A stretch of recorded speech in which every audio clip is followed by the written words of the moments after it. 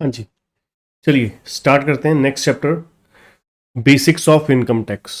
ये चैप्टर आप मान के चलिए बहुत ही ज़्यादा आप लोगों के सिलेबस का सबसे इम्पोर्टेंट चैप्टर है। एग्ज़ाम पॉइंट ऑफ व्यू नहीं, एक्चुअली में जब तक हम लोग कोई भी मान लीजिए लॉ पढ़ते हैं या फिर कोई भी सब्जेक्ट पढ़ते हैं, उसमें जो उसकी बेसिक डेफिनेशंस होती हैं, टर्मिनोलॉजीज होती हैं, वो ज़्यादा बहुत ज़्यादा इंपॉर्टेंट होती है। एक्चुअली में ज़्यादा नहीं, बहुत ज़्यादा इंपॉर्टेंट होती है। रीज़न क्या है, जैसे कि मान लीजिए आप लोगों ने +1 से लेकर अभी तक जितना भी अकाउंट्स किया, +1 से लेकर अभी तक जितना भी अकाउंट्स किया, अकाउंट्स में आपने बहुत सारे टर्म्स सुने। ठीक है जी, डेटर, क्रेडिटर, कैपिटल, है ना, fix assets, current assets, fictitious assets. तो एक्चुअली में हम उस लेवल पे पास तो हो जाते हैं, मान लीजिए +1 पास किया, +2 पे मार्क्स भी आ गए, ठीक है बच्चे। बट जो बेसिक्स हैं, बहुत सारे बच्चों के हम देखते थे कि ग्रेजुएशन लेवल पर वो हैं, फाइनल है या ग्रेजुएशन करके आए हैं, उनको इंटेंजिबल एसेट्स और फिक्टिशियस एसेट्स में डिफरेंस नहीं पता, करंट एसेट्स और इंटेंजिबल एसेट्स में अंतर नहीं पता। तो इसका मतलब क्या है, वो सिर्फ सब्जेक्ट को पास ऑन कर रहे हैं बस, ठीक है ना, आगे से आगे बढ़ते जा रहे हैं। एक्चुअली में उनको उस सब्जेक्ट के बारे में वो कुछ नॉलेज गेन करके नहीं आ रहे, वो सिर्फ प्लस प्लस डिग्रियां प्लस कर रहे हैं, लेवल प्लस कर रहे हैं ना, सीढ़ियां चढ़ रहे हैं। नॉलेज लेवल उतना का उतना पुअर का पुअर ही है, जैसे पहले पुअर था, जैसे 12 साल की उम्र में पुअर था, कुछ नहीं पता था, 18 साल 20 साल 21 साल की उम्र में भी कुछ नहीं पता उन्हें, ठीक है ना। तो वो चीज़ थोड़ी सी डेंजरस हो जाती है कि जब भी जो भी लेवल पर, मान लीजिए आप इंटरमीडिएट लेवल पर आज कर रहे हो, जब आप आगे प्रोफेशनल लेवल पर, फाइनल लेवल पर पहुंचोगे, ठीक है, फाइनल लेवल पर पहुंचोगे, तो उस समय आपको ये चीज़ें बहुत ज़्यादा महसूस होंगी कि हाँ बेसिक्स हमने बहुत अच्छे से क्यों नहीं करे, ठीक है। तो इसलिए कोई भी एक्ट है, कोई भी सब्जेक्ट है, उसकी बेसिक टर्म्स जो हैं वो पढ़ना बहुत अच्छे से समझना जरूरी होता है, ठीक है। तो इसलिए इसमें इस चैप्टर में बहुत सारी डेफिनेशंस हैं, उसमें से कुछ डेफिनेशन है जो बहुत असेंशियल हैं, जैसे कि मान लीजिए previous year, assessment year, person, assessee, income, है ना। तो जो भी हम लोग पढ़ेंगे वो बहुत आगे काम आने वाली हैं, बार बार हर चैप्टर में काम आने वाली हैं, ठीक है जी। तो सबसे पहले चलिए स्टार्ट करते हैं। पहले हम स्टार्ट करेंगे पर्सन की डेफिनेशन के साथ। पर्सन अंडर सेक्शन 2 सबसेक्शन 31, ठीक है जी। Person under section 2 subsection 31। अब पर्सन में क्या क्या इंक्लूड है, पर्सन में क्या क्या इंक्लूड है? इंडिविजुअल, जैसे आप, मैं, हम लोग क्या है, इंडिविजुअल हैं, ठीक है। उसके बाद HUF, हिंदू अनडिवाइडेड फैमिली, जो फैमिली बिजनेस होते हैं, ठीक है, HUF हो गया। कंपनी हो गई, ठीक है जी। पार्टनरशिप फर्म हो गई, इसमें इंक्लूड कर लीजिए LLP, includes LLP, limited liability partnership.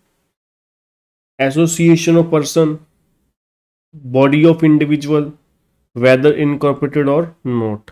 अब एसोसिएशन ऑफ पर्सन और बॉडी ऑफ इंडिविजुअल, इन दोनों की डेफिनेशन भी आगे जाके पढ़ने वाले हैं इसी चैप्टर में, ठीक।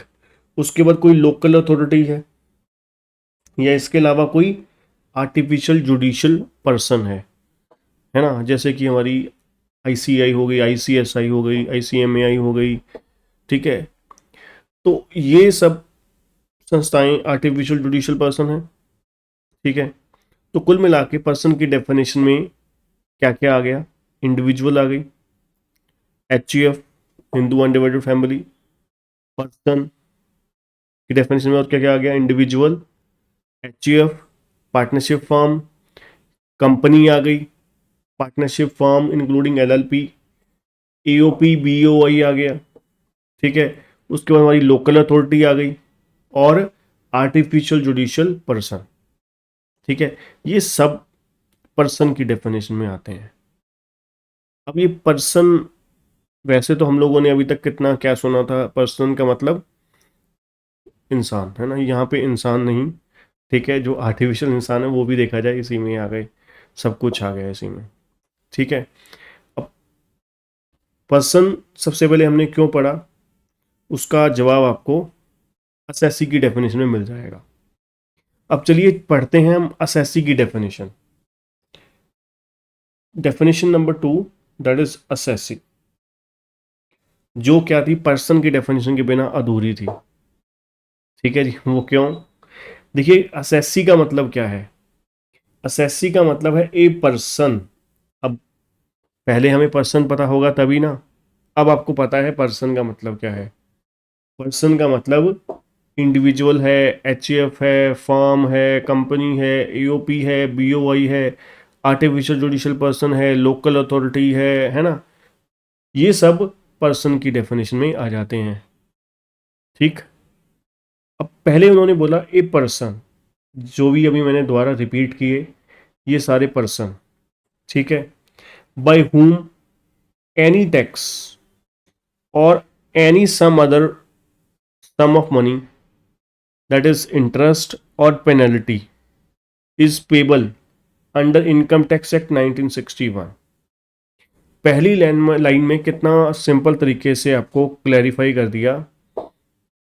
पर्सन का असेसी का मतलब क्या है, एक पर्सन, पर्सन क्या होता है वो हम समझ चुके हैं। आप असेसी कौन है, एक पर्सन जो क्या है, या तो फिर टैक्स पे कर रहा है, या तो फिर वो टैक्स पे कर रहा है, या तो फिर क्या पे कर रहा है, इंटरेस्ट या penalty under income tax act 1961।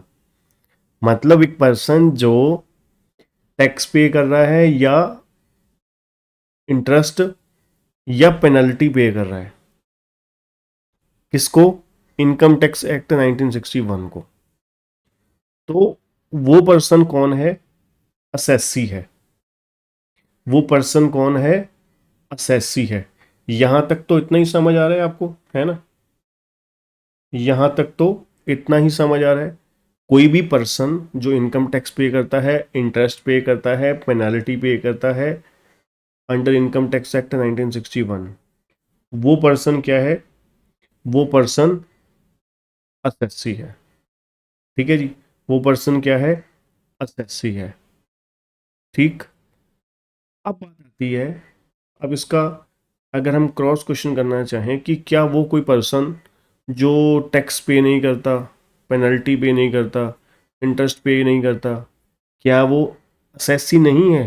अब मान लीजिए आप, मैं टैक्स पे करता हूँ, मान लीजिए मैं असेसी हूँ, हो गया मान लीजिए, है ना, मैं तो कवर हो गया। अब मान लीजिए आप रिटर्न फाइल करते हो बट आपकी इनकम उतनी नहीं है, आप टैक्स नहीं पे करते बट, तो क्या आप असेसी नहीं हो? इस लाइन के हिसाब से तो नहीं हो रहा है। इस लाइन के हिसाब से, इस प्रोविजन के हिसाब से तो आंसर आ रहा है no, you are not an assessee. आप अभी एसएससी नहीं हो, इस इतनी सी प्रोविजन से तो यह समझ आ रहा है। पर पर ये कंप्लीट सच नहीं है। अब इसमें इंक्लूड, एसएससी की डेफिनेशन में क्या क्या इंक्लूड होगा।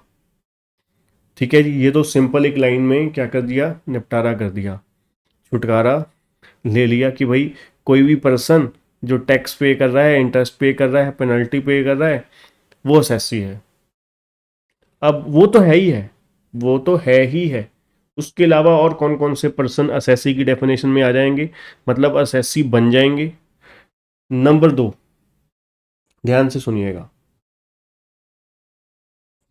Every person in respect of whom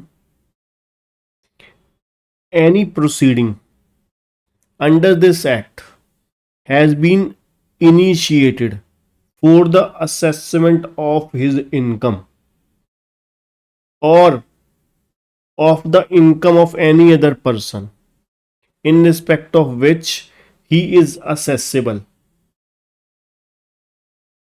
क्या बोला मैंने, कहते कोई भी पर्सन जिसके अगेंस्ट प्रोसीडिंग इनिशिएट हो चुकी है, प्रोसीडिंग मींस कार्रवाई, इनकम टैक्स डिपार्टमेंट की कार्रवाई शुरू हो गई है, इनिशिएट हो गई है, किस चीज की कार्रवाई, असेसमेंट ऑफ इनकम। अब आपने रिटर्न फाइल करी, ठीक है जी, आपकी इनकम असेस की जाएगी। तो बेशक आप टैक्स पे नहीं कर रहे, असेसमेंट तो होगी ना आपकी इनकम की, ठीक है। तो जब वो प्रोसीडिंग इनिशिएट होगी तो आप एसएससी बन गए, तो आप एसएससी बन गए। या फिर आप किसी के बिहाफ पे आईटीआर फाइल कर रहे हो, इनकम टैक्स रिटर्न फाइल कर रहे हो, तो आप एसएससी बन गए इनकम की, ठीक है। और लॉस सस्टेन बाय हिम, मतलब आपने बिजनेस में इस साल लॉस हुआ है आपको, अब लॉस के लिए आपने रिटर्न फाइल करी पर आप टैक्स नहीं पे कर रहे, तब उसकी असेसमेंट जो है, जो प्रोसीजर असेसमेंट प्रोसीडिंग जो है वो इनिशिएट हो चुकी है। असेसमेंट प्रोसीडिंग इनिशिएट हो चुकी है किसकी? लॉस के लिए। आपने जो लॉस की रिटर्न सबमिट करी है तो आप असेसी हो गए। और the amount of refund due to him, अब आपने एडवांस में आपका टैक्स जा चुका था, ठीक है, मान लीजिए 10,000 रुपये जा चुका था, बट आपकी टैक्स लाइबिलिटी बनती थी 4,000 रुपये या जीरो बनती थी। ठीक है जी, टीडीएस आपका मान लीजिए कटा हुआ है, तो 10,000 रुपये आपका एडवांस में टैक्स चला गया, पर आपकी जब रिटर्न फाइल करी तो उस समय टैक्स लाइबिलिटी जीरो थी, तो रिफंड बन गया 10,000 रुपये। अब आपने जो असेसमेंट हो रही है आपकी किस लिए? टैक्स पेमेंट के लिए नहीं हो रही, रिफंड के लिए असेसमेंट हो रही है। ये प्रोसीडिंग इनिशिएट हो गई किस लिए? रिफंड के लिए, तब भी आप असेसी हो गए। या फिर रिफंड जो है किसी और पर्सन को जिसके बिहाफ पे आपकी रिटर्न फाइल हो रही थी। ध्यान से सुनिएगा, अब मैं आपको सिंपल तरीके से बताता हूँ। पहले सिंपल सिंपल शब्दों में क्या बोला? असेसी कौन है? असेसी कौन है? कोई भी पर्सन जो इनकम टैक्स या उसके इंटरेस्ट या पेनल्टी पे कर रहा है वो असेसी है, ठीक है जी। नंबर 2 क्या बोला जी? कोई भी पर्सन जिसके अगेंस्ट प्रोसीडिंग इनिशिएट हो चुकी है, कोई भी पर्सन जिसके अगेंस्ट प्रोसीडिंग इनिशिएट हो चुकी है, किसके लिए? For the assessment of income या लॉस या फिर रिफंड, ठीक है जी। प्रोसीडिंग इनिशिएट हो चुकी है किसके लिए? असेसमेंट ऑफ इनकम के लिए, या लॉस के लिए उसने रिटर्न फाइल करी है लॉस के असेसमेंट के लिए, या रिफंड के लिए, ठीक है जी। इनमें से किसी के लिए भी अब सेम किसी और पर्सन के बिहाफ पे वो इनकम असेस करवा रहा है, ठीक है, वो आ गया नंबर 1, लॉस हो गया। नंबर 3 किसी और की रिटर्न सबमिट कर रहा है, उसके बिहाफ पे उसका रिफंड बन रहा है, ठीक है जी। तो फिर भी वो एसएससी हो जाएगा चाहे वो टैक्स पे नहीं कर रहा, ठीक है जी। ये ध्यान से समझिएगा, इसको याद रखिएगा इसको। उसके बाद नेक्स्ट क्या आता है जी? Every person who is deemed to be assessee, मतलब डीम्ड एसएससी। अब डीम्ड एसएससी क्या होता है, चलिए इसके बाद वही पढ़ते हैं। अगर कोई पर्सन डीम्ड एसएससी है, डीम्ड एसएससी, तो वो भी एसएससी की डेफिनेशन में आ जाएगा, ठीक है। और last, every person who is deemed to be assessee in default, इसको क्या बोलते हैं? एसएससी इन डिफॉल्ट, ठीक है जी। Assessee in default, assessee in default कुछ सर्कमस्टांसेस में इनकम टैक्स में जब ये कैटेगरी में नहीं आ रहा तो कुछ सिचुएशंस में एक assessee deemed assessee to be deemed in default मान लिया जाता है, असेसी इन डिफॉल्ट डीम्ड कर लिया जाता है। ये असेसी इन डिफॉल्ट ऑटोमेटिकली हो जाएगा अगर ऐसा नहीं करेगा तो, या ऐसा करेगा तो वो असेसी इन डिफॉल्ट हो जाएगा। अब पहले उससे पहले हम जानते हैं, चलिए डीम्ड एसएससी क्या होता है। ये बहुत इंपॉर्टेंट है जी, बहुत इंटरेस्टिंग भी है।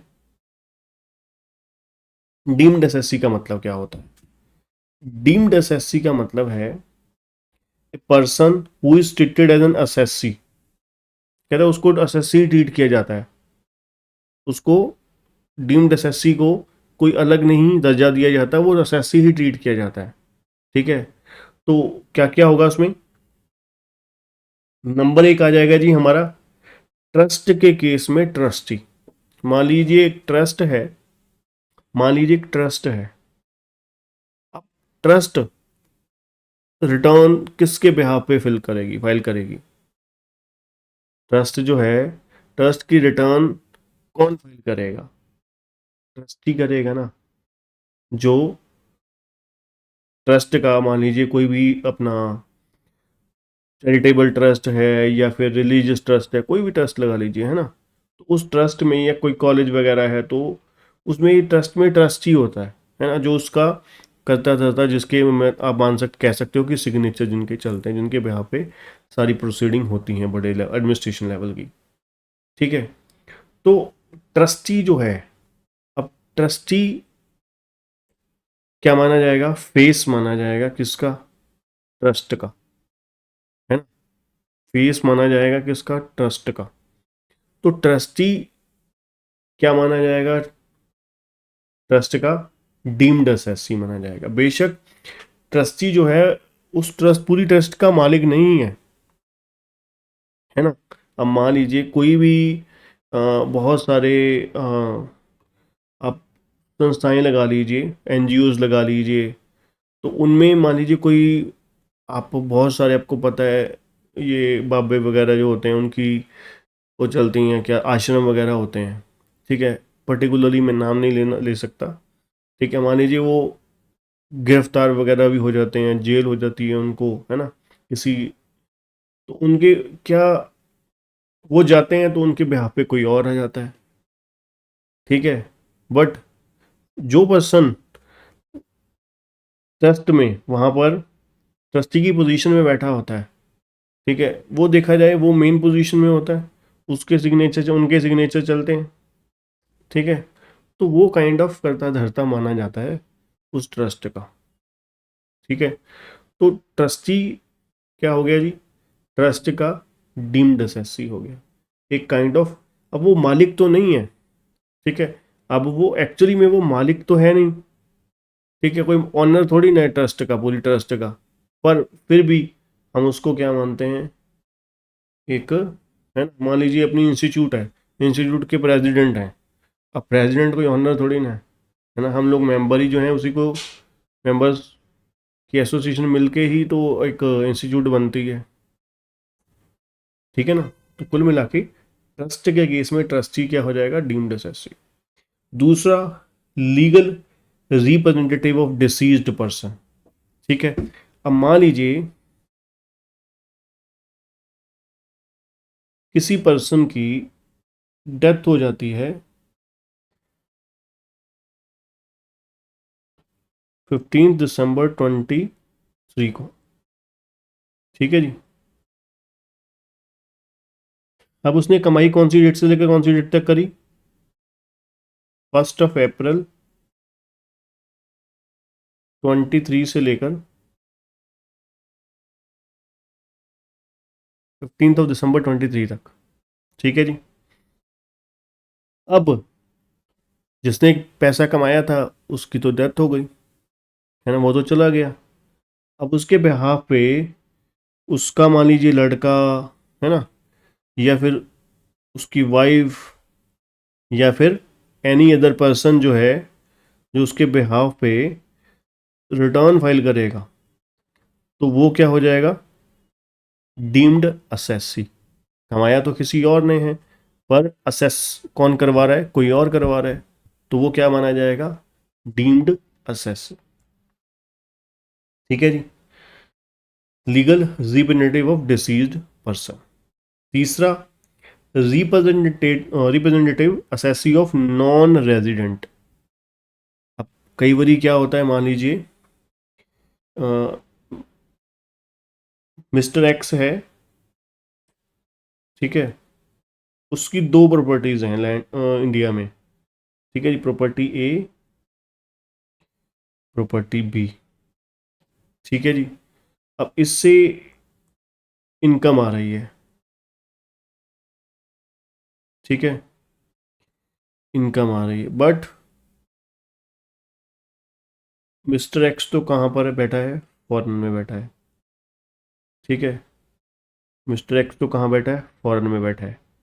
अब क्या करना है, अब जो प्रॉपर्टी ए और बी है उससे आने वाली जो इनकम है, होने वाली इनकम है, उसको कौन कर रहा है कलेक्ट?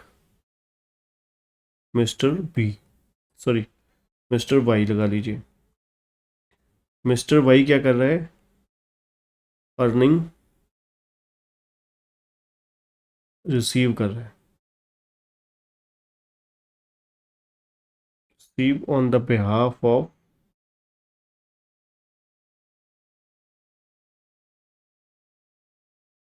Mister x. ठीक है जी। तो मिस्टर एक्स क्या हो गया? डी मिस्टर वाई क्या हो गया? Deemed SSC. ठीक है। जो क्या है एक्चुअली में, जो एसएससी है वो तो कहाँ पर बैठा हुआ है? बाहर बैठा हुआ है ना। जो उसके बिहाफ पे जिसको एक काइंड ऑफ रिप्रेजेंटेटिव बना रखा है, जिसको पैसा अर्निंग रिसीव होने करने के लिए पावर दे रखी है, और किराया रेंट लेने के लिए पावर दे रखी है, तो वो क्या हो जाएगा? डीम्ड एसएससी हो जाएगा। ठीक है जी।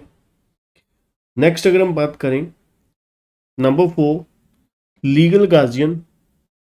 जैसे माइनर के केस में लगा लीजिए, है ना, जो पेरेंट्स हैं, अगर पेरेंट्स हैं तो पेरेंट्स, ठीक है, अगर पेरेंट्स नहीं है तो जिसके पास भी वो रह रहा है वो लीगल गार्जियन हो जाते हैं।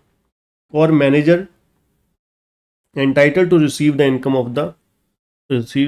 On the behalf of minor, या लुनेटिक है या इडियट है ना, या फिर कोर्ट है, या और वार्ड और ऑफिशियल ट्रस्टी है, या रिसीवर है, जो एंटाइटल्ड है to receive the income on the behalf of any other person, है ना। अब कई बार क्या होता है, मान लीजिए पेरेंट्स नहीं है, कोई और कोर्ट द्वारा पर्सन अपॉइंट कर दिया गया, कोर्ट द्वारा पर्सन अपॉइंट कर दिया गया कि भाई आप इस बच्चे की, जो भी इसकी प्रॉपर्टी, इसकी पेरेंट्स की जायदाद थी, उसको आप संभालेंगे। ठीक है, आपको पावर दी जाती है, बट इसका रियल ओनर है ये बच्चा ही होगा। ठीक है। तो वो बच्चे को प्रोटेक्ट करने के लिए क्या करते हैं, जैसे आपने कई मूवीज में भी देखा होगा कि वो एक पर्टिकुलर एज रख देते हैं, मान लीजिए 21 साल रख दी कि 21 साल की एज तक, ठीक है, आपको बच्चे को और उसकी जायदाद को संभालना है। देन उसके बाद क्या होगा, इसका ऑनर कौन बन जाएगा? बच्चे को प्रॉपर्टी ऑटोमेटिकली चली जाएगी। अगर इससे पहले अगर होती है तो फिर ये पर्टिकुलर इस संस्था को चली जाएगी। ठीक है, अगर बच्चे को कल को कुछ होता है 21 साल की उम्र में, तो ये इस संस्था को चली जाएगी। मतलब इस तरीके से कोर्ट फंसा देता है कि वो उसको मारने की, अगर नेगेटिव वे में, गलत तरीके से, इंटेंशन से उसको कोशिश कोशिश भी करता है, उसके माइंड में आती भी है, तो उसको, उसके मरने से, बच्चे के मरने से कोई फायदा ना हो, है ना। तो मतलब क्या है, तो उस ऐसी सिचुएशंस में जो भी उसका ऑफिशियल रिसीवर होगा, कोर्ट जो या बंदा तय करता है, तो वो बंदा क्या हो जाएगा? डीम्ड एसएससी हो जाएगा। ठीक। तो कुल मिला के क्या क्या हो गया डीम्ड एसएससी में? पहला, ट्रस्टी हो गया जी ट्रस्ट का। दूसरा, लीगल रिप्रेजेंटेटिव हो गया डिसीज्ड पर्सन का। तीसरा, रिप्रेजेंटेटिव एसएससी हो गया नॉन रेजिडेंट का। चौथा, माइनर के केस में उसके लीगल गार्जियन हो गया, या मैनेजर हो गया, या एनी अदर पर्सन जो क्या है ल्यूनेटिक या माइनर या इडियट के बिहाफ पे इनकम अर्न करने के लिए एलिजिबल है। ठीक है, एंटाइटल्ड है या एलिजिबल है। ठीक है जी। तो ये हो गया हमारा डीम्ड असेसी। Deemed assessee. अब वापस आते हैं असेसी के ऊपर। असेसी को वाइंड अप करते हैं। असेसी में क्या क्या हो गया जी? असेसी में नंबर 1 क्या हो गया? कोई भी पर्सन जो इनकम टैक्स पे कर रहा है, इंटरेस्ट पे कर रहा है, पेनल्टी पे कर रहा है, इनकम टैक्स पे कर रहा है, इंटरेस्ट पे कर रहा है, पेनल्टी पे कर रहा है, वो अंडर इनकम टैक्स एक्ट वो क्या है? असेसी है, नंबर 1।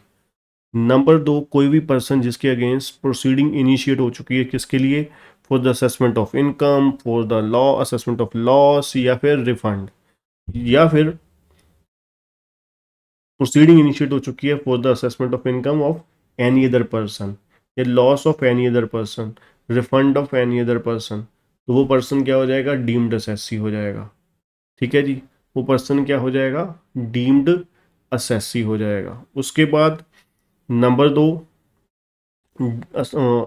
असेसी, डीम्ड असेसी बोल सकते हो, डीम्ड असेसी। और last assessee in default, assessee in default. ये हमारा असेसी की डेफिनेशन हो गई कंप्लीट। ठीक है जी, असेसी, डीम्ड असेसी और पर्सन। ठीक, चलिए जी अब चलते हैं एक और जबरदस्त डेफिनेशन पर। उससे पहले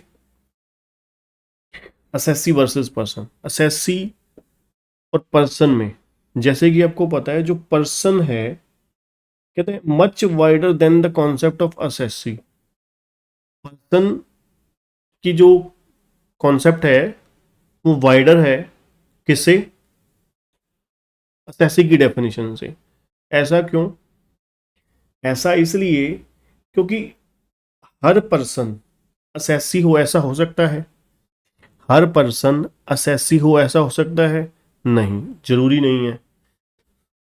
अगर मैं पर्सन हूं, जरूरी नहीं हूं कि मैं असेसी होऊंगा।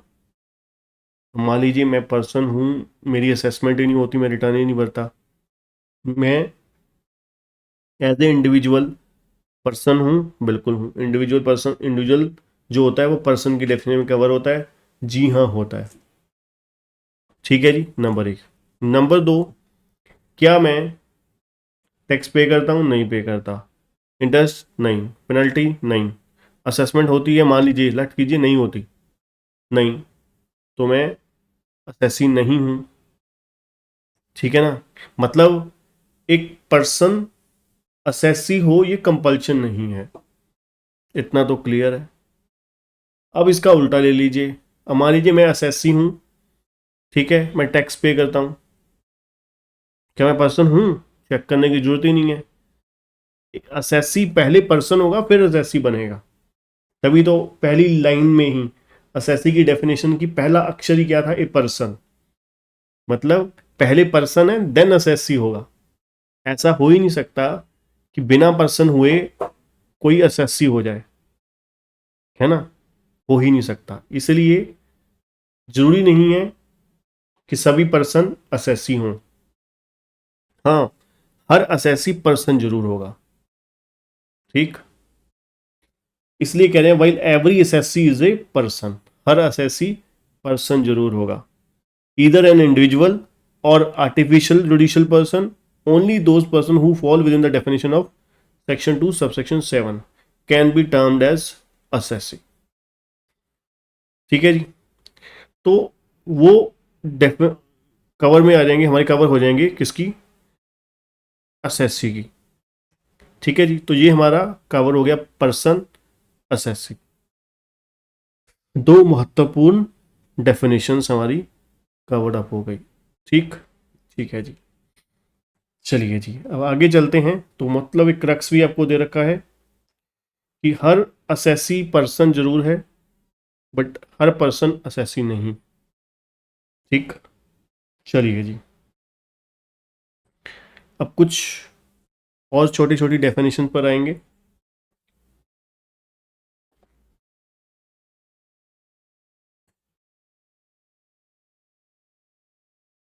कंपनी की डेफिनेशन, कंपनी कौन है as per the income tax act 1961, section 2 subsection 17 में कंपनी की डेफिनेशन बता रखी है। सेक्शन 2 सबसेक्शन 17 में कंपनी की डेफिनेशन बता रखी है। अब कंपनी में सबसे पहले नंबर पे Indian company, Indian company company है। अब इंडियन कंपनी कौन सी होती है वो आगे जाके हम डेफिनेशन पढ़ते हैं इसकी, यहीं पर ही बता रखी है। ठीक है जी, उसके बाद नंबर 2, कोई भी बॉडी कॉरपोरेट इनकॉर्पोरेट बाय और under the law of a country outside India. कहते कोई भी इंडियन कंपनी क्या है, कंपनी की डेफिनेशन में आती है। नंबर 2, कोई भी बॉडी कॉरपोरेट जो इनकॉर्पोरेट हुई है बाय और under the law of a country outside India, मतलब जो किसी बाहर के देश, विदेश में मतलब इनकॉर्पोरेट हुई है, रजिस्टर हुई है, तो वो क्या है, वो भी क्या होगी, मतलब रजिस्टर्ड कंपनी। रजिस्टर्ड कंपनी कौन सी, जो किसी बाहरले देश में, इंडिया से बाहर कहीं पे रजिस्टर हो चुकी है, तो वो भी कंपनी की डेफिनेशन में कवर हो जाएगी। ठीक है जी, ठीक है जी। नंबर 3, कोई भी इंस्टीट्यूशन, एसोसिएशन या बॉडी, वेदर इनकॉर्पोरेटेड और नॉट, वेदर इंडियन और not, which is declared by general और special order of CBDT to be a company. कहते हैं अगर एक इंस्टीट्यूशन को, कोई भी संस्था है, कोई भी एसोसिएशन है, कोई भी बॉडी कॉर्पोरेट है, रजिस्टर्ड है, नहीं है कोई दिक्कत नहीं है, अगर सीबीडीटी ने, central board of direct taxation ने बोल दिया कि ये संस्था, ये एसोसिएशन, ये इंस्टीट्यूशन कंपनी है, दैट्स इट, वो कंपनी की डेफिनेशन में आ जाएगी। ठीक है जी। अगर सीबीडीटी ने एक इंस्टीट्यूशन को, एक एसोसिएशन को, एक बॉडी को बोल दिया, चाहे वो रजिस्टर्ड है या नहीं है, उसको बोल दिया कि ये कंपनी है, तो वो कंपनी मान ली जाएगी, तो वो कंपनी मान ली जाएगी। ठीक, ठीक है जी। नंबर 4, एनी इंस्टीट्यूशन, एसोसिएशन और बॉडी विच इज और was accessible or was assessed as a company for the assessment year under the income tax act। मतलब कोई इंस्टीट्यूशन, एसोसिएशन या बॉडी अपने आप को असेस करवा देती है एज ए कंपनी, तो वो कंपनी मान ली जाएगी, कहते हैं वो कंपनी मान ली जाएगी as per the section 2 subsection 17। ठीक है जी। तो कुल मिला के कंपनी की डेफिनेशन में 4 कैटेगरी हो गई। पहली इंडियन कंपनी, दूसरा कोई भी बॉडी, इंस्टीट्यूशन या एसोसिएशन जो क्या है विदेश में, मतलब इंडिया से बाहर रजिस्टर्ड है। नंबर 3, कोई भी इंस्टीट्यूशन, एसोसिएशन या बॉडी जो सीबीडीटी ने डिक्लेयर कर दी कंपनी है, तो कंपनी हो जाएगी। या फिर चौथे नंबर पे कोई भी इंस्टीट्यूशन, एसोसिएशन या बॉडी जो अपने आप को असेस करवा देती है कि हाँ कंपनी है हम, तो वो कंपनी मानी जाएगी as per the income tax act section 2 subsection 17। ठीक है जी, ठीक है सर। चलिए जी फिर आगे। ये तो हो गया जी हमारा क्या, कंपनी की डेफिनेशन हो गई। ठीक है जी, कंपनी की डेफिनेशन क्या थी। आगे बात करते हैं, company can B divided into further following category. सब कौन कौन सी है जी, इंडियन कंपनी अभी हमने बात करा, domestic, foreign, widely held, closely held. ठीक है जी। चलिए जी फिर सबसे पहले पढ़ते हैं जी इंडियन कंपनी, जो अभी हम बात कर रहे थे कि भाई कंपनी होने के लिए सबसे पहली कैटेगरी क्या थी, इंडियन कंपनी। अब इंडियन कंपनी क्या है, सेक्शन 2 सबसेक्शन 26 के अकॉर्डिंगली। नंबर 1, कोई भी कंपनी जो इंडिया में रजिस्टर्ड हुई है, ठीक है जी, इंडिया में रजिस्टर हुई है अंडर कंपनीज एक्ट 1956 जो पुराने वाला था, और and registered office in India.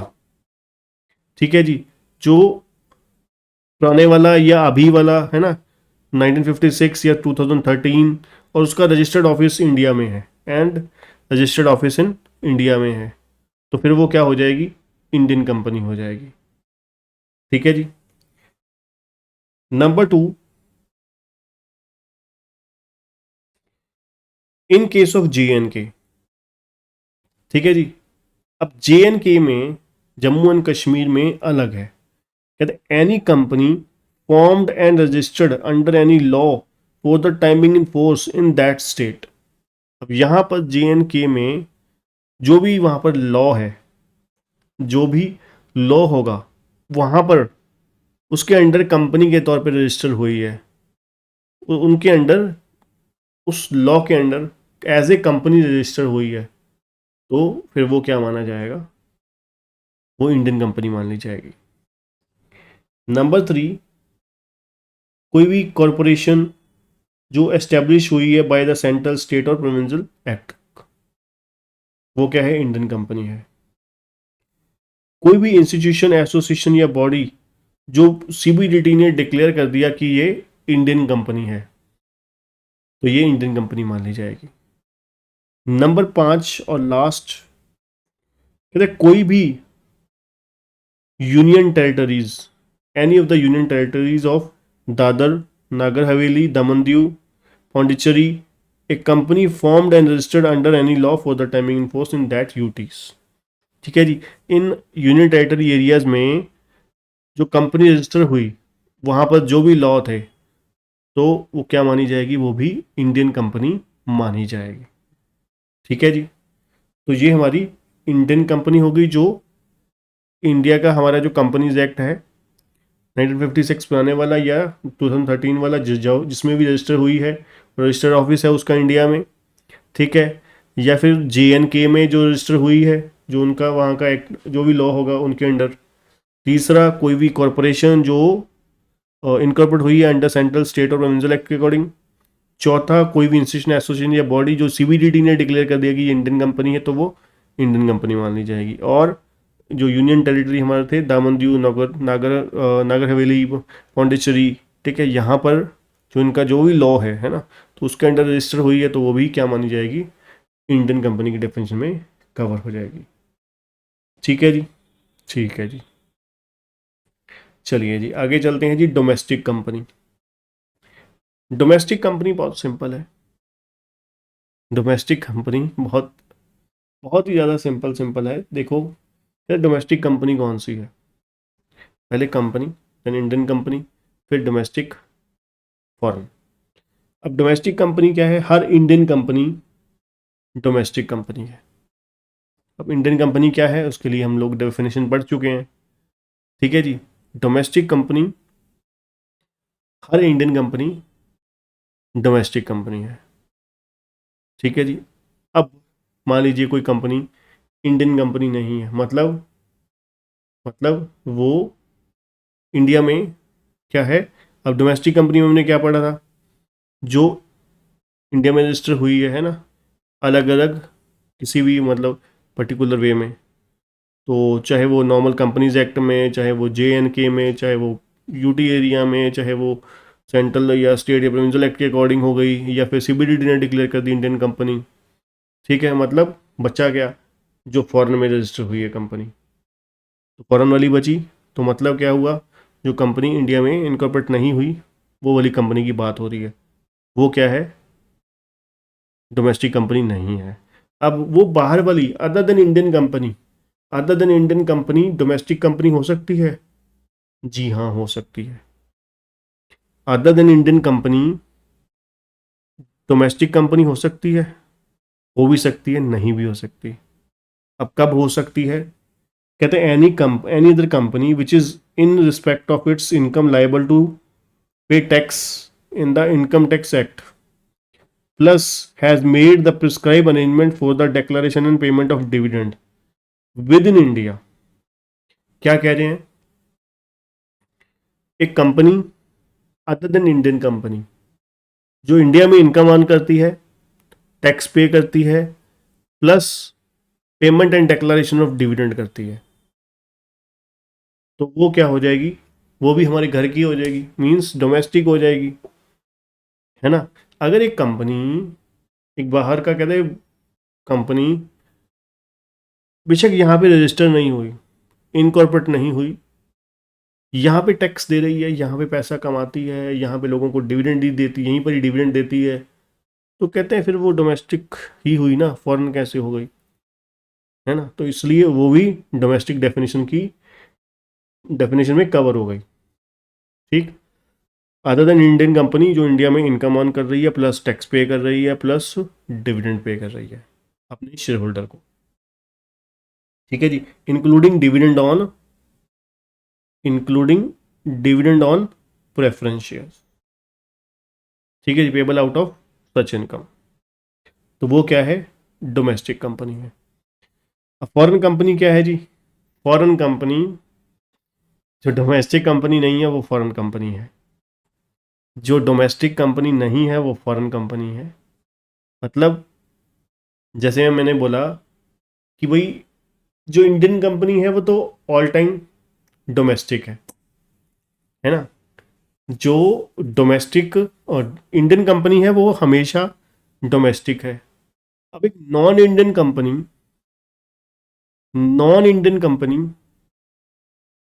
या फिर डोमेस्टिक होगी या फिर फॉरेन होगी। डोमेस्टिक कब होगी? जब इंडिया में इनकम अर्न करती है, टैक्स पे करती है, डिविडेंड पे करती है अपने शेयर होल्डर को। जब वो ये नहीं करती तो क्या हो जाएगी? फॉरेन कंपनी हो जाएगी, है ना। मतलब कमाती इंडिया में है, टैक्स मान लीजिए इंडिया में पे करती है, बट डिविडेंड बाहर पे करती है अपने शेयर होल्डर को, तो वो क्या हो जाएगी? तो वो फॉरेन कंपनी हो जाएगी। सिंपल। इसलिए फॉरेन कंपनी का मतलब क्या है? Company which is not a domestic company. All non Indian companies are not foreign company, as non Indian company can be domestic if the above mentioned prescribed arrangements for the declaration and payment of dividend in India। ठीक है जी। तो फिर वो क्या हो जाएगी? Foreign company नहीं, डोमेस्टिक हो जाएगी। ठीक है जी। चलिए, ये हो गई जी हमारी, ये हो गई हमारी इंपॉर्टेंट डेफिनेशंस। ठीक है जी।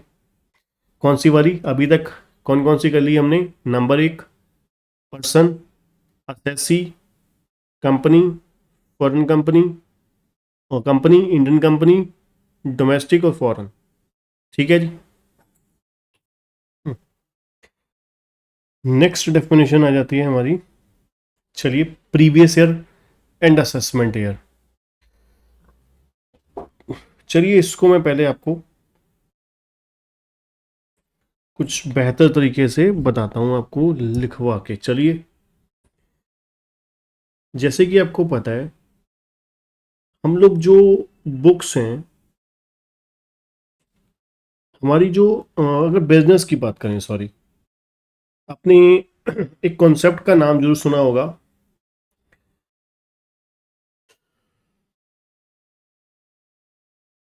जो बिजनेस की लाइफ है। हमने ये सुना कि बिजनेस जो है, बिजनेस की लाइफ जो है वो छोटे छोटे पार्ट्स में डिवाइड कर दी गई, है ना। उस छोटे छोटे पार्ट्स में डिवाइड कर दी गई। अब उस हर छोटे छोटे पार्ट को क्या बोला जाता है? Accounting year. हर छोटे छोटे पार्ट को, जिसके बेसिस पर हम लोग हर साल क्या करते हैं? असेसमेंट करते हैं, अपनी बिजनेस एंटिटी की जो परफॉर्मेंस है उसको मेजर करते हैं। ठीक है, किस बेसिस पर? अकाउंटिंग ईयर, है ना। हमने पढ़ा अकाउंटिंग ईयर 3 हो सकते हैं जी। अकाउंटिंग ईयर, एक बिजनेस एंटिटी 3 तरीके से अकाउंटिंग ईयर फॉलो कर सकते हैं, जिसको आपने एक नाम पढ़ा, अकाउंटिंग पीरियड कॉन्सेप्ट या पीरियोडिसिटी कॉन्सेप्ट। उसमें आपने पढ़ा अकाउंटिंग ईयर क्या हो सकता है? कैलेंडर ईयर हो सकता है। अकाउंटिंग ईयर क्या हो सकता है? फाइनेंशियल ईयर हो सकता है। अकाउंटिंग ईयर क्या हो सकता है? एनी अदर 12 मंथ्स हो सकते हैं। कैलेंडर ईयर 1 जनवरी से स्टार्ट होते हुए 31 दिसंबर को खत्म होता है। फाइनेंशियल ईयर 1 अप्रैल से स्टार्ट होते हुए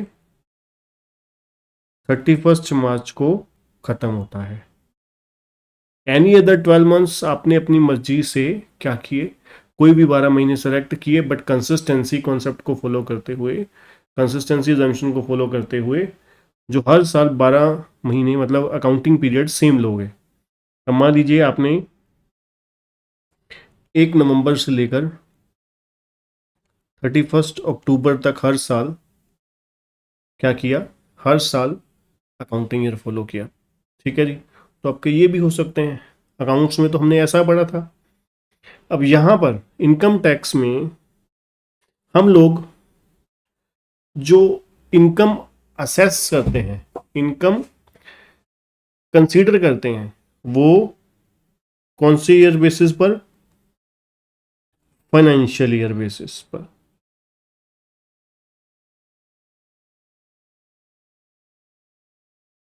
फाइनेंशियल ईयर।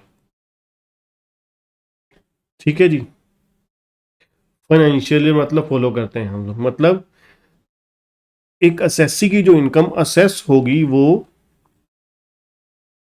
जो हमारे को फाइनेंशियल ईयर है। ठीक है, पहले हम फाइनेंशियल ईयर की चलो बात करते हैं। 1 अप्रैल से लेकर 31 मार्च, है ना, हमारा जो अकाउंटिंग पीरियड होगा वो क्या होगा इनकम टैक्स में, 1 अप्रैल से 31 मार्च, मतलब फाइनेंशियल ईयर होने वाला है। अब ध्यान से समझिएगा, थोड़ी सी कंफ्यूजन शुरू शुरू में होएगी, बट मैं सिंपलीफाई करने की बिल्कुल मैक्सिमम कोशिश करूंगा और समझ भी आ जाएगा आपको। फाइनेंशियल ईयर को यहां पर दो तरीके से एक्सप्लेन किया गया है। फाइनेंशियल ईयर को हम लोग दो वे से यहां पर एक्सप्रेस करते हैं, प्रेजेंट करते हैं। एक प्रीवियस ईयर,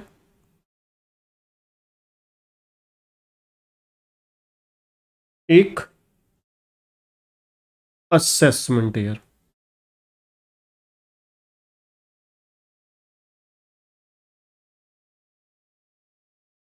ठीक, अब एक चीज मैंने आपको कल बताई थी, हमारा जो फाइनेंस एक्ट एप्लीकेबल होगा,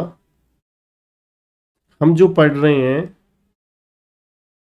फाइनेंस एक्ट, कौन सा पढ़ रहे हैं, 2023, फाइनेंस एक्ट 2023 पढ़ रहे हैं हम। ठीक, ठीक है सर। अब इसमें क्या हुआ, जो बजट पेश हुआ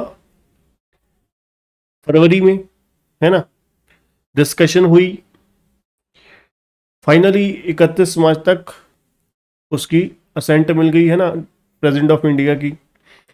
तो ये फाइनेंस एक्ट बन गया, फाइनेंस बिल। अमेंडमेंट हो गई जी, जो भी पर्टिकुलर एक्ट था, इनकम टैक्स, जीएसटी, कस्टम, सभी में अमेंडमेंट हो गई। हो गई सर, हो गई, बिल्कुल हो गई। अब उसके बाद 1 अप्रैल से लागू हो गया होगा सारे देश में, मतलब फाइनेंस एक्ट की शुरुआत, फाइनेंस एक्ट 2023 की जो एप्लीकेबिलिटी की शुरुआत कौन सी डेट से हो गई, एक्ट के रूप में, जो मान लीजिए इनकम टैक्स एक्ट में अमेंडमेंट हुई किसके थ्रू, फाइनेंस एक्ट 2023 के थ्रू। अब इनकम टैक्स एक्ट 1961 अपडेट हो गया, अपडेट हो गया किससे, फाइनेंस एक्ट 2023 से। कौन सी डेट से, नया 1 अप्रैल 2023 से। अब 1 अप्रैल 2023 से शुरुआत हो रहा है, तो खत्म कब होगा, 31 मार्च 2024। ठीक है जी। अब फाइनेंस एक्ट 2023 की जो प्रोविजंस हैं वो एप्लीकेबल कौन सी इनकम पे होंगी, जो इनकम्स अर्न करी हमने कब, 1 अप्रैल 2023 से लेकर 31 मार्च 2024 के बीच। 1 अप्रैल 23 से लेकर 31 मार्च 24 के बीच में जो हमने कमाई करी उसके ऊपर। ठीक है जी। तो मतलब ये 1 अप्रैल 2023 से लेकर 31 मार्च 2024 के बीच में जो इनकम अर्न हुई इस फाइनेंशियल ईयर को, ये कौन सा फाइनेंशियल ईयर हो गया, 2023-24। अब इस 23-24 को यहां पर इनकम टैक्स की लैंग्वेज में क्या बोलते हैं, previous year.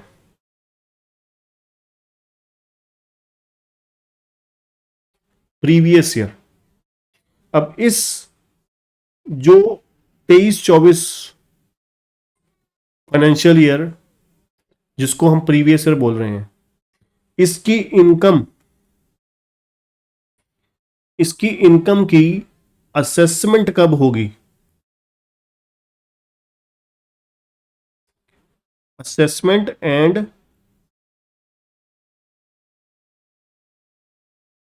Liable to pay tax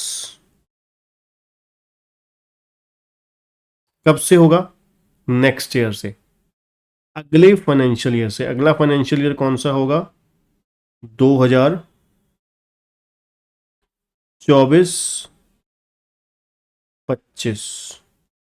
अब इसको हम लोग क्या बोलेंगे? Assessment year.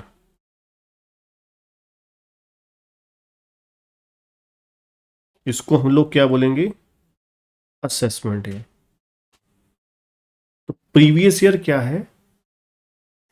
जिस फाइनेंशियल ईयर में इनकम अर्न करी उसको हम प्रीवियस ईयर बोलते हैं, और subsequent financial year to the previous year is called assessment year. Subsequent financial year to the previous year is called assessment year. और असेसमेंट ईयर क्या होता है? जिस फाइनेंशियल ईयर में इनकम असेस और लाइबल टू पे टैक्स होती है, क्योंकि हम एक साल कमाते हैं उससे अगले साल रिटर्न फाइल करते हैं और टैक्स पे करते हैं।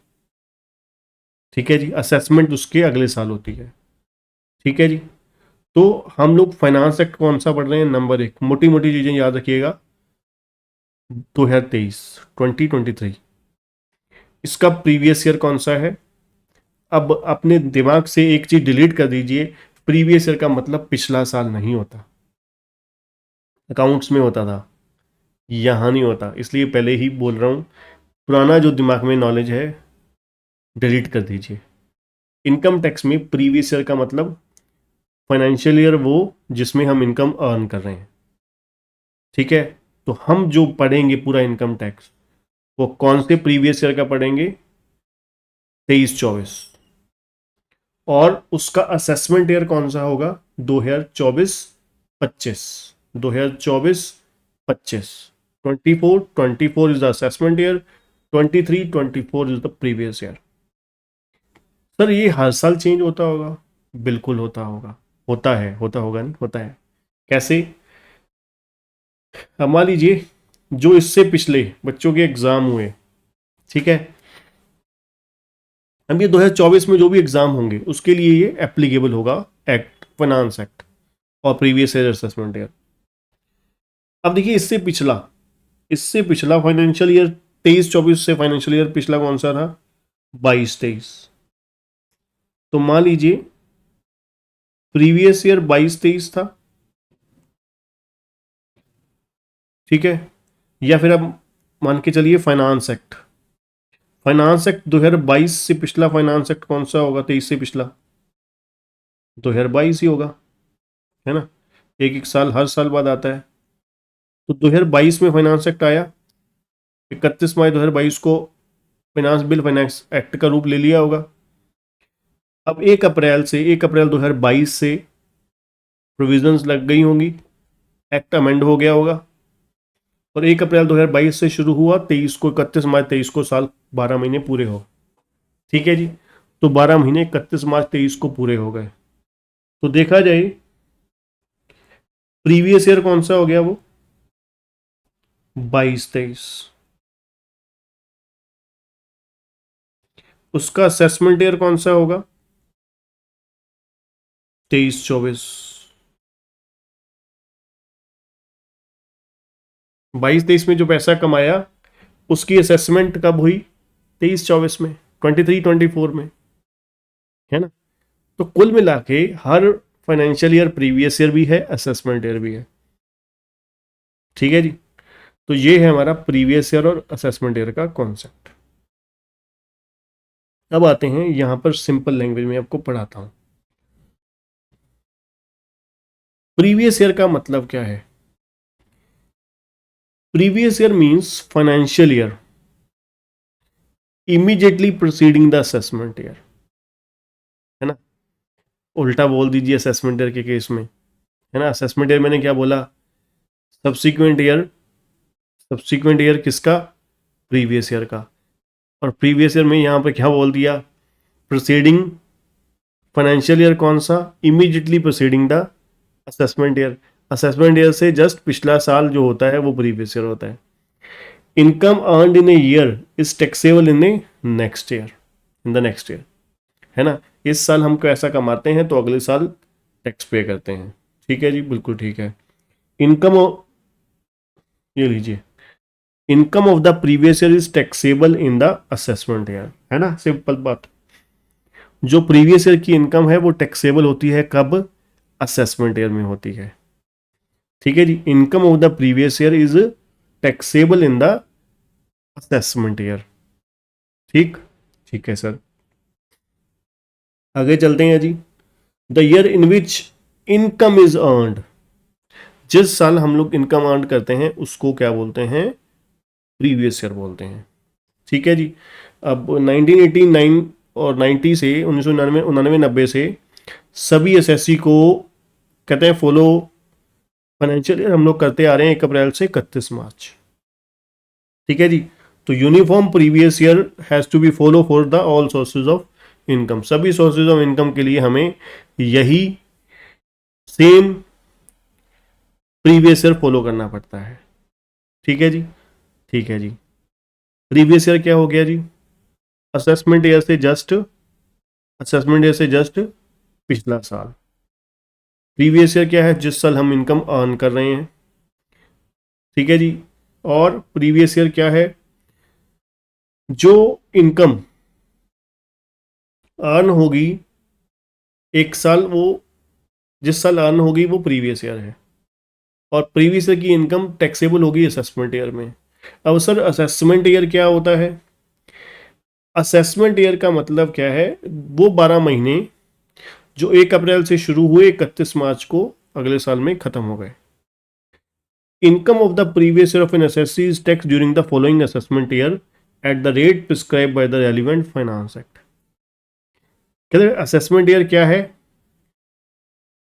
प्रीवियस ईयर की कहते हैं जो इनकम है वो टैक्स होती है, लायबल टू पे टैक्स होती है असेसमेंट ईयर में at rate prescribed in the rate mention in the relevant finance act. अब रेलिवेंट फाइनेंस एक्ट हमारा कौन सा है? 2023 2023 फाइनेंस एक्ट, है ना। तो ये बहुत बेसिक चीज है जिसको आपको रेगुलरली दिमाग में क्लियर करके चलना है कि हमारे को ये फाइनेंस एक्ट एप्लीकेबल हो रहा है। ठीक है जी।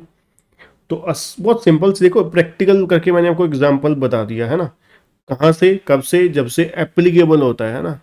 शुरुआत हुई जब अपडेट हुआ, अपडेट होते सारी लागू हो गया, और फिर वो कौन सी डेट से शुरू हुआ, कौन सी डेट को ख़त्म हो गया। ठीक है, जो शुरुआत में जो पीरियड के लिए इनकम अर्न हुई वो प्रीवियस ईयर हो गया, उससे अगला साल जब असेसमेंट होगी देन असेसमेंट ईयर हो गया। ठीक है जी, बिल्कुल सिंप्लीफाई वे हो गया।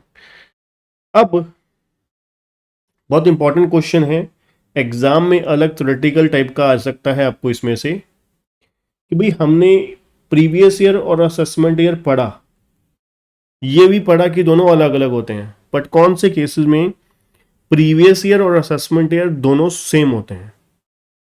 कुछ केसेस ऐसे होते हैं जहां पर प्रीवियस ईयर और असेसमेंट ईयर अलग अलग होते हैं। ठीक है जी, सॉरी अलग नहीं होते। अभी तक हमने पढ़ा दोनों में अलग अलग ही होते हैं ना, प्रीवियस ईयर अलग है, असेसमेंट ईयर अलग है। बट ये कुछ केसेस हैं, 5 केसेस हैं जहां पर प्रीवियस ईयर और असेसमेंट ईयर सेम है। जहां पर प्रीवियस ईयर और असेसमेंट ईयर सेम है मतलब आपको प्रीवियस ईयर में ही, जिस पीरियड में आप इनकम अर्न करोगे, तो प्रीवियस ईयर में ही आपको टैक्स पे करना पड़ेगा। मतलब previous year and assessment year both are same. तो पहला क्या है? Income of non resident from shipping business. एक नॉन रेजिडेंट है, शिपिंग बिजनेस से पैसा कमा रहा है, तो कहते हैं वो नॉन रेजिडेंट है, बाहर आता जाता रहता है, बाहर जा सकता है, इसलिए डिपार्टमेंट कहता है कि अभी कमाओ और अभी टैक्स दो, आप भाग जाओगे, अभी टैक्स दो। दूसरा, income of person living India इधर परमानेंटली और for a long period of time. अगर मैं इंडिया छोड़ के परमानेंटली बाहर जा रहा हूँ ये लंबे समय तक, तो वो 10 साल वेट थोड़ी ना करेंगे। मान लीजिए मैंने 1 अप्रैल से लेकर 15 जुलाई 2023 तक पैसा कमाया, ठीक है, 16 जुलाई को मैं बाहर जा रहा हूं, तो मुझे, अब मैं कह रहा हूं मैं 10 साल बाद आऊंगा, 2033 में आऊंगा मैं वापस। ठीक है, तो मुझे बताना तो पड़ेगा। अब बताऊंगा तो कहेंगे भाई 10 साल तेरी वेट थोड़ी ना करेंगे।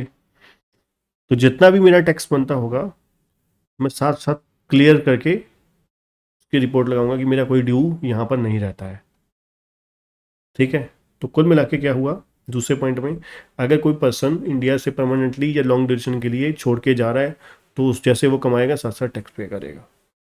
तीसरा, कोई बॉडीज हैं जैसे कि जॉइंट वेंचर्स होती हैं, वो 2 महीने 3 महीने 15 दिन 4 महीने 6 महीने के लिए बनी, बिजनेस पर्टिकुलर किया, प्रॉफिट कमाया, आपस में शेयर किया, बिजनेस बंद कर दिया, तो वो शॉर्ट ड्यूरेशन के लिए बिजनेस एंटिटीज बनी, पर्पस पूरा हुआ, बिजनेस पूरा हुआ उनका जो पर्पस के लिए बनी थी, है ना। तो प्रॉफिट आपस में जो भी ऑनर्स थे उन्होंने शेयर किया, चलते बनेंगे। कहते भाई साहब हमारा हमारा टैक्स, तो जो भी होगा वो उसी समय जैसे प्रॉफिट कमाएंगे वैसे ही टैक्स पे कर देंगे। ठीक है जी। Number 4, income of a person trying to alienate or transfer the assets with the purpose to avoid the payment of tax। कहते हैं अगर कोई पर्सन एसेट ट्रांसफर करता है इनकम टैक्स को अवॉइड करने के लिए, तो फिर उसे प्रीवियस ईयर और असेसमेंट ईयर, मतलब जैसे ही इनकम पकड़ी जाएगी उसकी उसी प्रीवियस ईयर में टैक्सेबिलिटी अराइज हो जाएगी।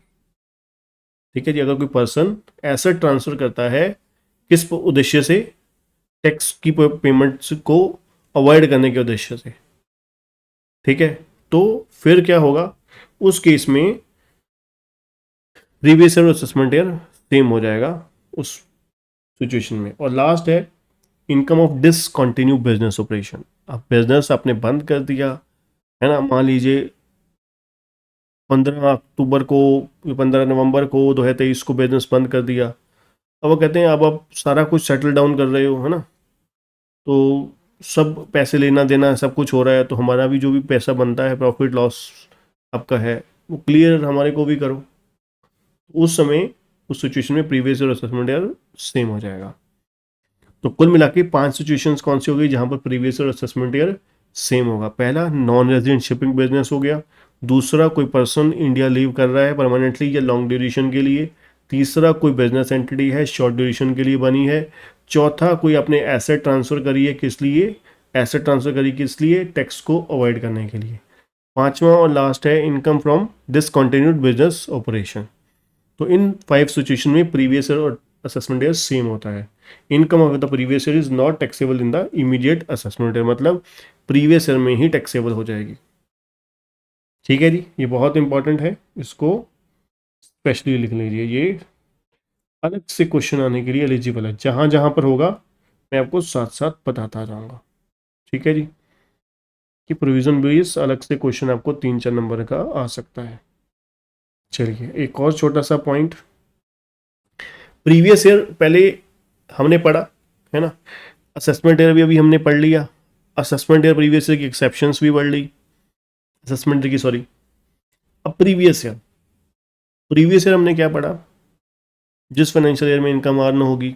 अब हमारा प्रीवियस ईयर कौन सा है, 23-24, 1/4/2023 से लेकर 31 मार्च 2024, 12 महीने। क्या प्रीवियस ईयर 12 महीने से कम हो सकता है? जी हाँ, हो सकता है।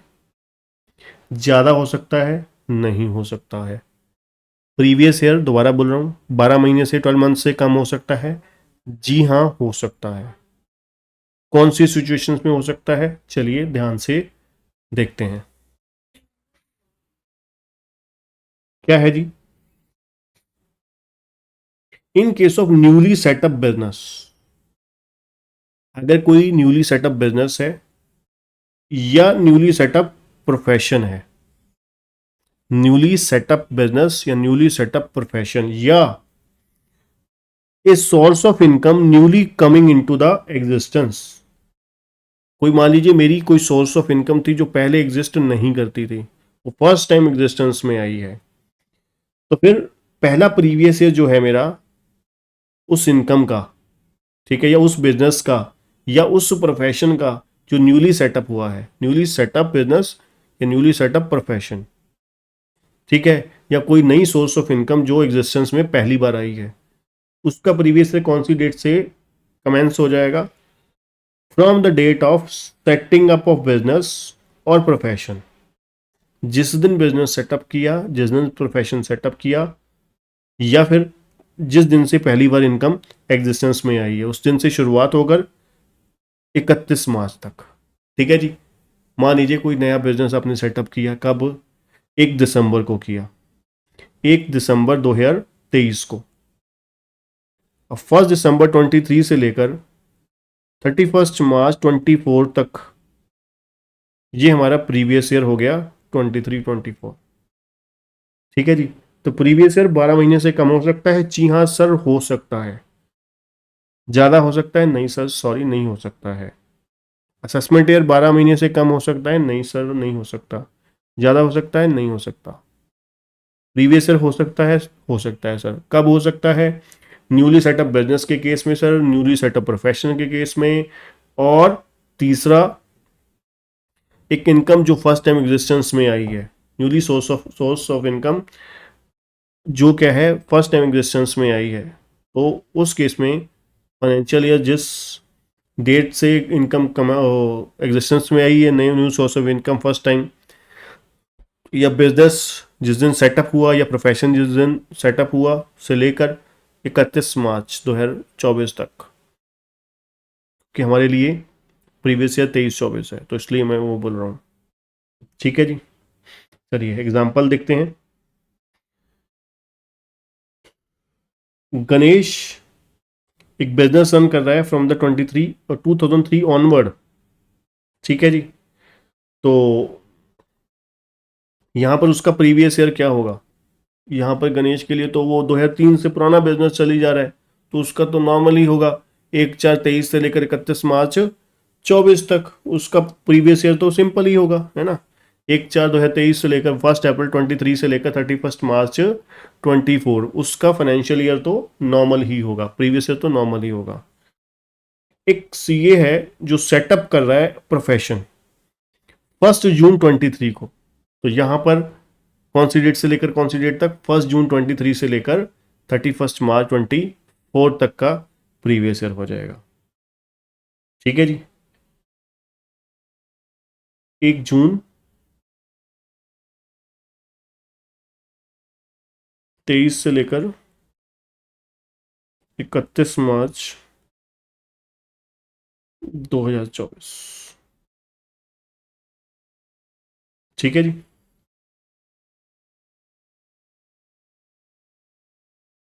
ठीक है, क्लियर हो गया जी? बिल्कुल। ये हो गया जी हमारा किस चीज का?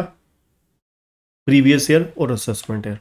कुल मिला के ध्यान से सुनिएगा, प्रीवियस ईयर क्या है? एक फाइनेंशियल ईयर जिसमें हम इनकम अर्न कर रहे हैं, या फिर आप बोल सकते हो immediate proceeding year to the assessment year. ठीक है। प्रीवियस ईयर क्या है? जिस ईयर में, फाइनेंशियल ईयर में हम इनकम अर्न कर रहे हैं, वो प्रीवियस ईयर है। असेसमेंट ईयर क्या है? Subsequent financial year to the previous year is called assessment year, और the year in which income is assess and liable to pay tax. ठीक है जी। जिस फाइनेंशियल ईयर में इनकम असेस और लाइबल टू पे टैक्स होती है, उसमें हम उसको असेसमेंट ईयर बोलते हैं। प्रीवियस ईयर और असेसमेंट ईयर 12 महीने से कम हो सकता है? प्रीवियस ईयर हो सकता है सर, प्रीवियस ईयर 12 महीने से कम हो सकता है। कब हो सकता है? 3 सिचुएशन में प्रीवियस ईयर 12 महीने से कम हो सकता है। Newly setup business, newly setup profession, newly source of income comes into the existence first time. और previous year assessment year same हो सकता है? हाँ जी, हो सकता है, हो सकता है। वो कौन सी सिचुएशन है? वो हमारी कुल मिला के 5 सिचुएशन है। कौन कौन सी? नॉन रेजिडेंट शिपिंग बिजनेस, दूसरा कोई पर्सन इंडिया लीव कर रहा है परमानेंटली या फिर लॉन्ग ड्यूरेशन के लिए, या फिर कोई हमने बिजनेस एंटिटी चलाई थी शॉर्ट ड्यूरेशन के लिए, है ना। और चौथे नंबर पे कोई एसेट हमने ट्रांसफ़र करी है टैक्स को अवॉइड करने के लिए, और लास्ट है बिजनेस डिसकंटिन्यू बिजनेस ऑपरेशन, तो उसमें previous year assessment year same होता है। ठीक है जी, ठीक है सर। ये हमारी इंपॉर्टेंट डेफिनेशंस हो गई कुछ आज। Person, assessee, deemed assessee, previous year assessment year, और company, Indian company, foreign company, domestic company. ठीक है जी।